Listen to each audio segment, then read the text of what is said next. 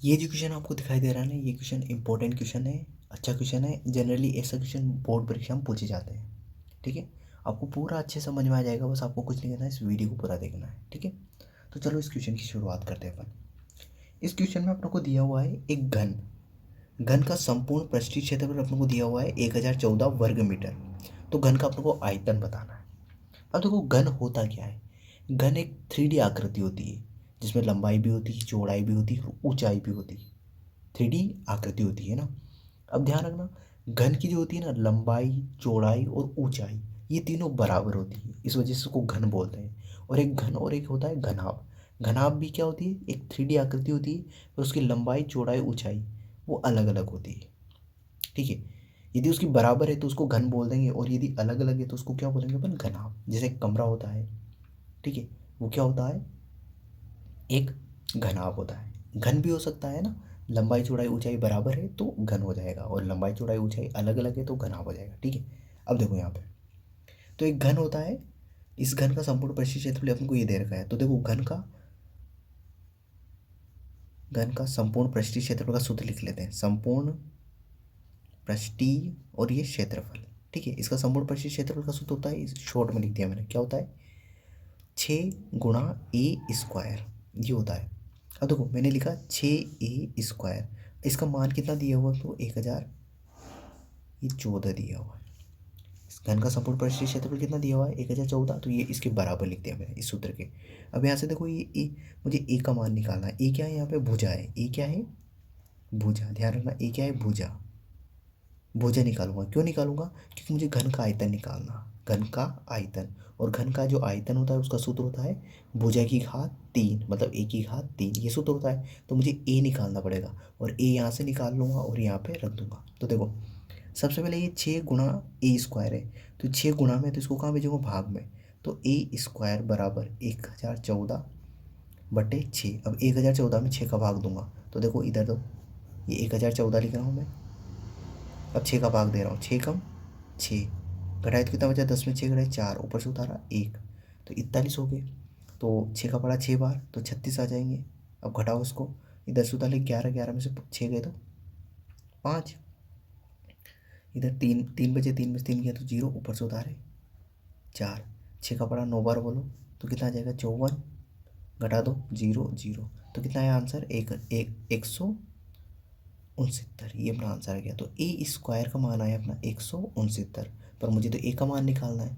तो देखो ए बराबर हो जाएगा अपना, एक घात 2 है, घात 2 को बराबर के इधर भेजूंगा तो किसी में बदल जाएगी, अंडर रूट में।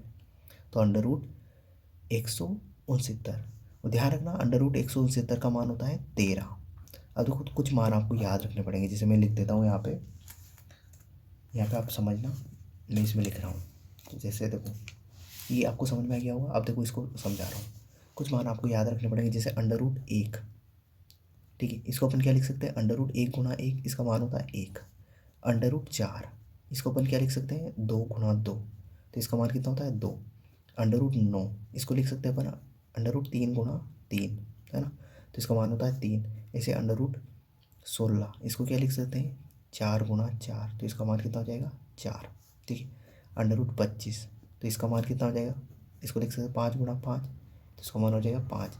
अंडर रूट 36, तो इसको क्या लिख सकते हैं, 6 गुणा 6, तो ये हो जाएगा 6। अंडर रूट 49, ठीक है, इसको लिख सकते हैं अपन अंडर रूट 7 गुणा 7 बराबर 7। इसे अंडर रूट 64, इसको लिख सकते हैं अपन 8 गुणा 8 अंडर रूट के अंदर। ठीक है, तो इसका मान आ जाएगा 8। तो अंडर रूट 64 का मान कितना होता है, 8 होता है ना। ऐसे बहुत सारे होते हैं, जैसे मैं बताऊँ आपको, अंडर रूट है ना 81, है ना, तो इसको हम लिख सकते हैं 9 गुणा 9, तो ये इसका मान कितना आ जाएगा, 9 आ जाएगा।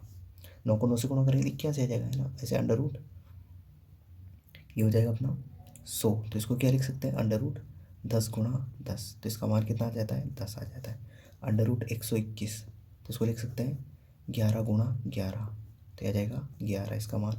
इसे अंडर रूट 144, तो इसको लिख सकते हैं अपन 12 गुणा 12, तो ये आ जाएगा 12। ठीक है, ऐसे अंडर रूट 169, इसको लिख सकते हैं अंडर रूट 13 गुणा 13, तो इसका मान कितना आ जाएगा, 13।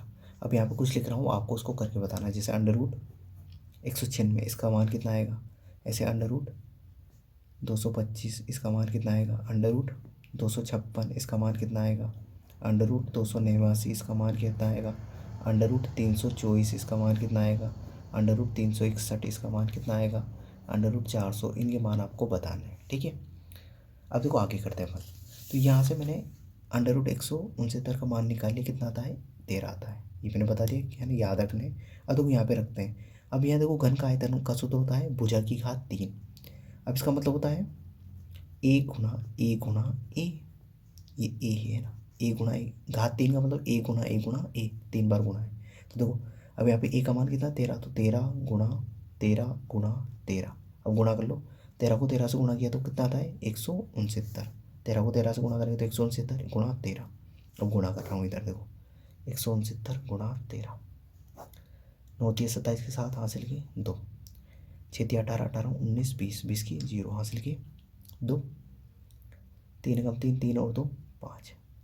देखो 9 3 27 के साथ हासिल किए 2, 6 3 18 19 20 की 0 हासिल किए 2, 3 और 1 3 और 2 5 गुणा 1 से गुणा कर दो तो वही आ जाएगा, जोड़ दो इनको 7 9 5 और 6 11 का 1 हासिल का 1, तो 2197। तो इसका आंसर क्या आ जाएगा, 2197।